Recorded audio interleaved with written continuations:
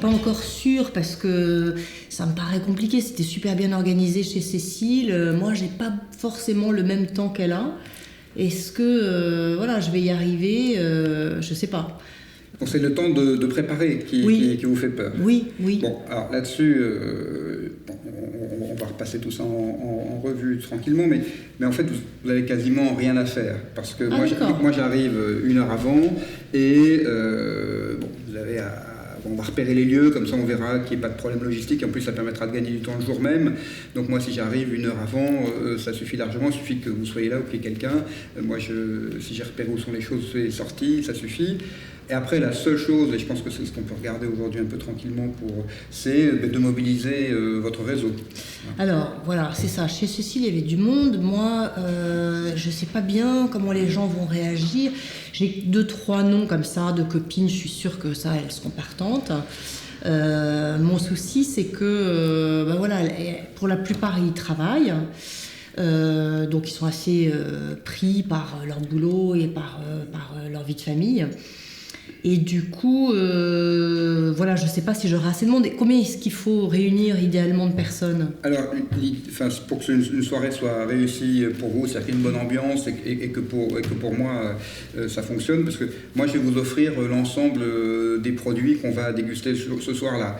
Pour vous donner une idée, ça fait il y en a à peu près pour 120 € de produits, donc ça c'est Donc moi j'achète rien du tout. C'est un cadeau que je vous fais, donc j'amène ça. Mais donc pour ça, et moi je vis sur les ventes, donc de ce fait-là, il faut que j'ai un minimum de chiffre d'affaires, sinon effectivement ça fonctionne pas. Et donc il faut qu'il y ait 7 clients. 7 clients. Donc de ce qu'on je comprends. Mais si j'invite des couples par exemple, ça veut dire, alors on va regarder, mais bon le lieu s'y prête, je pense qu'on peut avoir 14 personnes, mais si on verra après, si on a des célibataires, ça peut être un peu moins. Mais pour répondre à la question, donc 7 personnes, 7 clients, 7 clients, ça peut fonctionner. Donc vous m'avez dit vous connaissez pas mal de monde, etc. Donc je pense qu'on va regarder, mais on devrait arriver, puis sinon il y a des petites astuces. Vous pouvez toujours demander à des bonnes amies de venir avec une amie si jamais. Ah oui, d'accord. Bon, c'est vrai qu'au boulot, par exemple, je pense à une autre personne qui pourrait venir. Mais après, bon, je sais pas, parce que je sais pas comment mélanger les gens, ils vont pas se connaître, je sais pas comment ça va se passer. Ça, il y a deux possibilités. Et ça, pour moi, l'objectif, c'est que la soirée pour vos amis soit une bonne soirée, c'est-à-dire que vous ayez organisé un moment sympa, comme c'était le cas chez Cécile. Et parce que c'est avant tout des moments conviviaux, c'est des moments de découverte de produits italiens. L'Italie, c'est convivial. Et donc après, il y a 2 possibilités. Soit vous avez un groupe d'amis, un espèce de votre groupe classique que vous aimez réunir, soit sinon, comme c'est une soirée avec un thème, effectivement, on peut très bien mélanger des gens. Si vous avez des voisins, vous vous dites, tiens, je les invite très bien. En plus, voilà, mes voisins, c'est vrai, j'avais pas pensé. On va animer, donc les gens vont pas être obligés de se parler pendant 2 heures, donc voilà, de temps en temps ils peuvent discuter un peu, etc. Donc voilà, c'est une façon de réunir des gens sans qu'il y ait forcément. Oui, puis c'est vrai que comme moi j'ai pas grand chose à faire, finalement je peux me permettre de les présenter et de faire un peu le lien. Donc ça c'est vrai que j'avais pas pensé à ça. Mais mes voisins, travail, amis, peut-être je sais pas, des parents d'élèves. Enfin voilà, vous pouvez regarder de façon un peu large des gens dont vous dites qu'ils sont un peu compatibles, qu'ils se connaissent un tout petit peu, mais ça peut très bien permettre de réunir un groupe, je pense. D'accord. Voilà.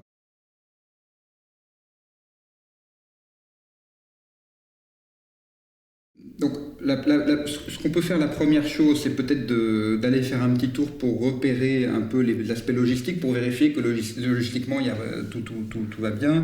Donc là, on va regarder ce que vous avez comme poêle, comme casserole. Ce qui est bien, c'est quand même de le faire il y a une animation à la cuisine, donc que les gens puissent venir voir à la cuisine, donc on va regarder. Et puis après... La cuisine, elle est beaucoup plus petite que celle de Cécile, par exemple. Oui, mais ça c'est convivial. Si tout le monde ne peut pas regarder en même temps, les gens regardent et puis après... C'est pas grave, ça. C'est pas grave. En général, tout le monde ne vient pas forcément cuisine, à qui reste papoter, donc on verra là-dessus. Ça, c'est pas un problème. Et puis, entre le salon et la salle à manger, ici, il y a largement la place, il n'y a aucun souci.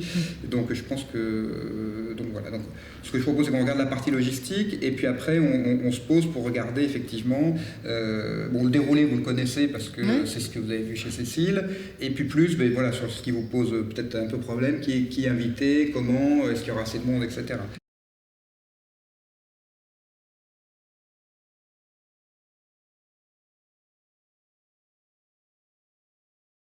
Bon, bien, Véronique, on a vu qu'en cuisine, il n'y avait pas de souci. Bon, côté vaisselle, etc., verre, il n'y a pas de souci. D'accord. Bon, on ne voit pas de recette table. L'idée, c'est vraiment un concept convivial. Donc, on fera l'apéro au salon. Et quand on fera la dégustation des huiles, le plat, on passera là, parce que c'est plus confortable, on ne va pas tâcher vos beaux canapés. Mais on va pas mettre, c'est pas la peine de dresser une belle table. Donc, on met une pile d'assiettes, les gens s'assoient quand ils reviennent de la cuisine, quand on a fini le plat. Donc, ça reste décontracté. Vous mettez pas la rate au courbouillon. Ok, donc juste une assiette par personne, voilà, une assiette, on peut mettre 2 verres pour l'eau et le vin, on y reviendra sur le vin, et puis une fourchette. Il n'y a pas besoin de couteau d'ailleurs, une fourchette, une cuillère, ça suffit. Ok, ça donc voilà, donc ça va. Et puis moi j'aurais besoin de deux choses. Mais j'ai vu sur votre cheminée, ça vous gêne pas, j'enlèverai 2-3 petites statues et je mettrai des petits produits en exposition. Oui, pas de problème. Parce que comme ça permet de montrer les produits, puis moi ça me permet de les faire circuler, comme ça les gens les voient. D'accord. Et puis en fait, donc on fera l'apéro au salon, ensuite on passera là. Et donc au moment les gens, après je distribuerai des bons de commande, comme on a fait chez Cécile, et puis après moi je repasserai au salon à côté pour repasser les commandes avec les gens tranquillement pour vérifier que tout est bien écrit et lisible. D'accord. Donc voilà. Et alors je les invite comment? C'est-à-dire que vous avez un mail, éventuellement une petite invitation classique à me proposer? Oui, alors ça, il y a plusieurs. Bon, moi d'abord ce que je conseille c'est vous avez vu ce que c'est, donc vous savez, donc vous avez vu, donc c'est des produits artisanaux, c'est une soirée conviviale autour de la cuisine, des produits authentiques.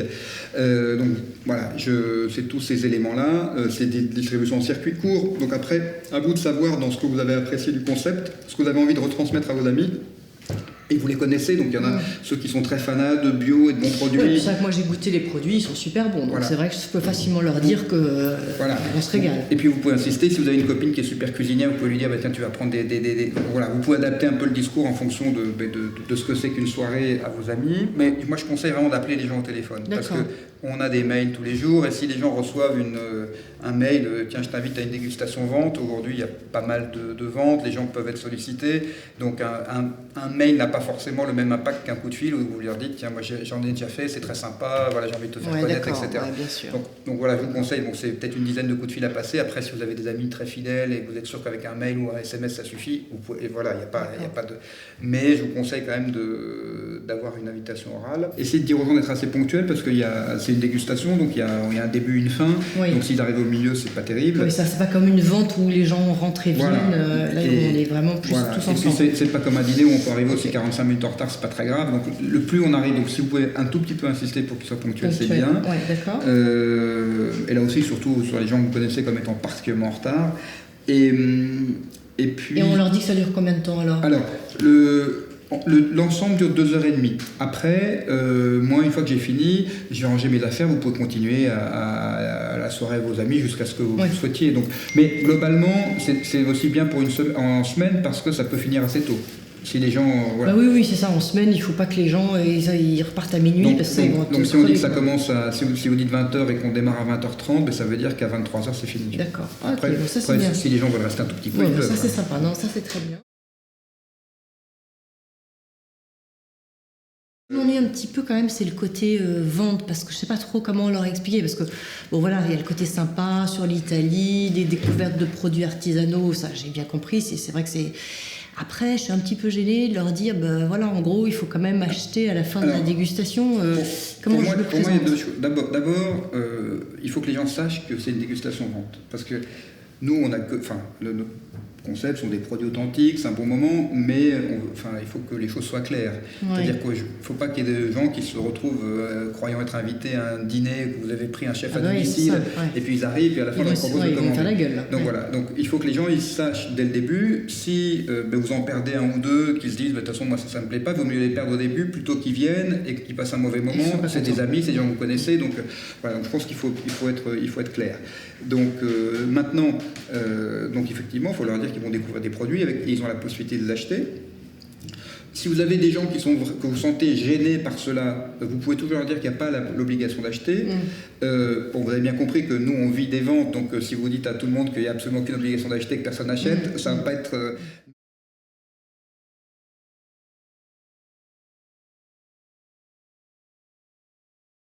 Alors, la liste d'invités, donc vous avez déjà les 2-3 amis auxquels vous avez pensé. Vous aviez l'air d'avoir des gens qui vous semblaient évidents. Oui. Alors, je pensais par exemple à Monica, à Christine et à Martine. Alors, elles sont en couple, ça fait déjà du coup x2. Maintenant, je ne sais pas si leur mari il sera tenté ou pas tenté, parce qu'ils vont peut-être se dire que c'est un truc un peu réservé aux femmes, non, en général. Écoutez, vous avez vu, chez Cécile, il y avait des hommes. Oui, c'est vrai. Donc après, si vous annoncez ça comme une soirée italienne, ça peut fonctionner. On verra après si vous voulez qu'on fasse goûter du vin ou pas. Donc ça marche très bien en couple aussi. Voilà, partons en couple.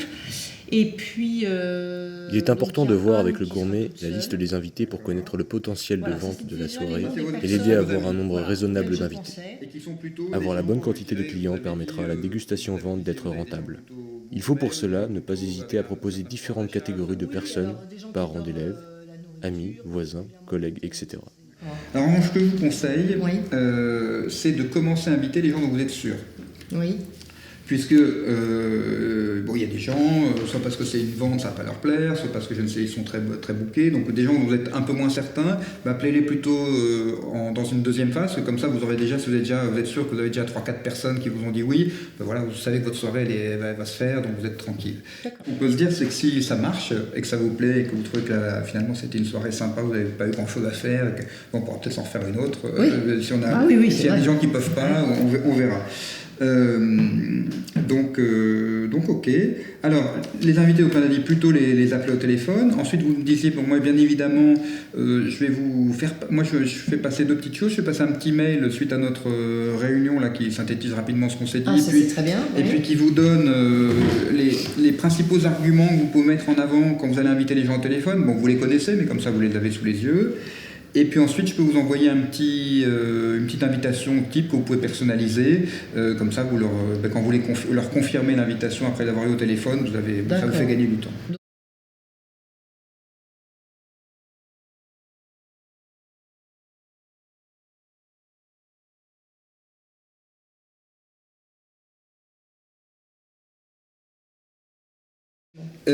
Donc le cœur d'artichaut braisé, on a dit. Oui.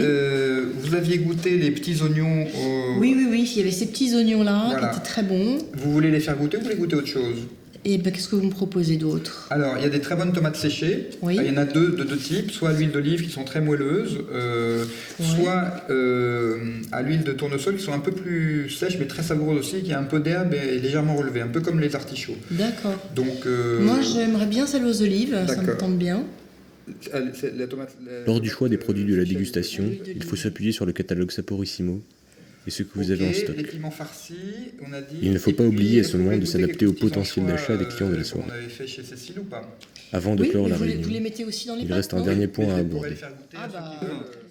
Alors, pour le vin, il y a 2 possibilités. Donc, moi, je fais goûter une bouteille d'apéritif. Donc, on va se poser pour que vous puissiez choisir un peu les différents produits qu'on va faire goûter. Vous avez des choses que vous avez aimées chez Cécile, que vous voudrez peut-être refaire goûter. Il y a des trucs que je reveux absolument. Et puis peut-être d'autres que vous voulez découvrir. Donc ça, on va regarder ça tout à l'heure. Pour le vin, il y a 2 possibilités. Donc moi, je mets une bouteille d'apéritif. Il y a des gens qui sont des acheteurs potentiels de vin, vous pensez? Oui. Réellement, oui. Ah, je pense, oui. Il y a vraiment des amateurs. Après, je ne sais pas s'ils aimeront le vin italien, mais je pense qu'ils seront contents de découvrir, en tout cas. Alors, pour moi, pour le vin, il y a 2 possibilités. Donc, si vous voulez rester dans une option d'un dîner italien, si on met du vin italien, s'il y a des vrais potentiels de vente, moi je peux mettre une bouteille. En revanche, après, c'est sûr que si on a 12 ou 13 personnes, ça ne va pas suffire.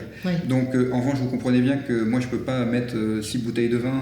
Je mets déjà 120 € de produit. Donc là-dessus, moi ce que je peux vous proposer, c'est les bouteilles en plus de les acheter. Donc on peut regarder ce que vous voulez que j'amène. J'ai un petit catalogue. Et donc ça là, je suis obligé de vous les facturer. Alors, moi, la dernière chose que j'ai envie de vous demander, c'est, donc vous savez, j'en avais expliqué chez Cécile, cette société se développe. Et c'est aussi, ce que je fais, c'est aussi intéressant à proposer aux gens. Parce que, vous voyez, moi j'aime bien la nourriture, j'aime bien la convivialité, j'aime bien partager autour de ces valeurs. Et ben, ça me fait un complément de revenu, c'est un statut qui est très simple. Et donc moi je suis très intéressé à aussi me dire, est-ce que parmi vos amis, il n'y a pas des gens dont vous vous dites qui pourraient être amateurs de cuisine, donc on n'a pas besoin d'être un grand professionnel de la cuisine italienne, mais bien aimer la cuisine, bien aimer les bons produits, des gens qui ont besoin d'argent, ou aussi des gens peut-être qui ont envie de sortir de chez eux. On a des jeunes retraités, voilà, ça leur permet de voir du monde.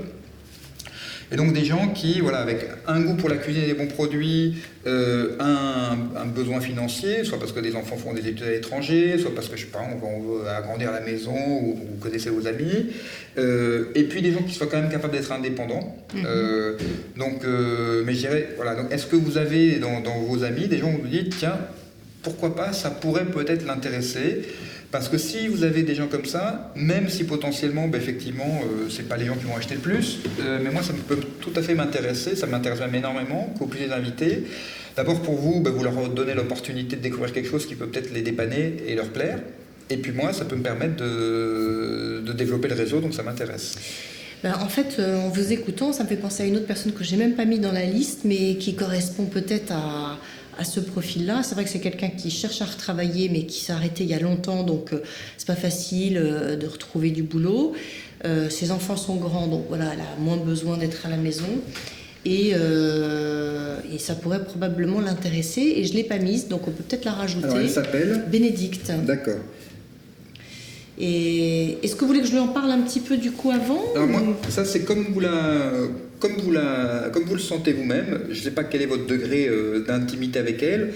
Soit vous lui dites, tiens, j'ai plaisir à t'inviter à une soirée sympa que j'organise. Soit vous lui dites, tiens, j'ai participé à quelque chose dont je me dis, ça pourrait peut-être t'intéresser. À vous de voir comment vous le...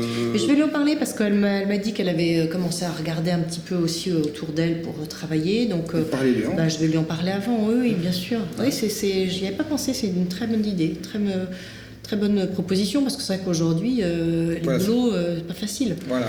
Et ça, c'est quand même un travail qui permet de rester indépendant, c'est de garder ses propres horaires, sa liberté, de faire à son rythme, comme on veut, tout en gardant donc, ses autres activités, s'occuper de ses enfants, enfin, les contraintes que tout un chacun peut avoir. Par contre, dans les autres, là, il y en a beaucoup qui bossent, mais je pense qu'il y en a qui seraient intéressés probablement pour faire des dégustations. À mon avis, je pense à Virginie et Jérôme, ils ont plein de copains, ça, c'est... Bon, mais ça, ce que je vous propose, c'est qu'on prendra un petit moment lors de la préparation. Oui. Et puis vous me direz, puis comme ça me permettra de bien me souvenir des noms. Et comme ça, je serai un peu plus attentif à leur, par rapport à leur question. Enfin, je saurai de qui il s'agit. Ok.